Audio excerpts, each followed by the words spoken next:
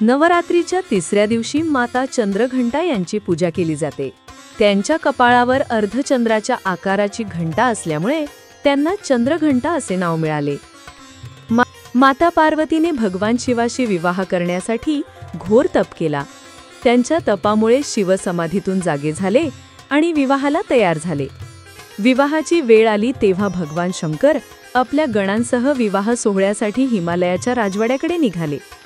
त्यांचे रूप अतिशय भयंकर होते. अंगावर भस्म, जटामध्ये साप, शरीरावर वाघाची कातडी, भोवती भूतप्रेतांचा जमाव. हे पाहून पार्वतीच्या घरच्यांना भीती वाटली. तेव्हा पार्वतीने देवीचे चंद्रघंटा रूप धारण केले.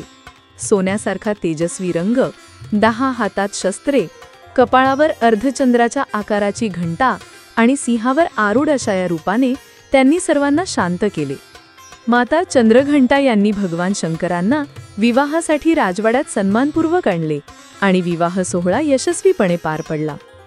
त्यामुळे माता चंद्रघंटा यांना शांती आणि शौर्याचे प्रतीक मानले जाते.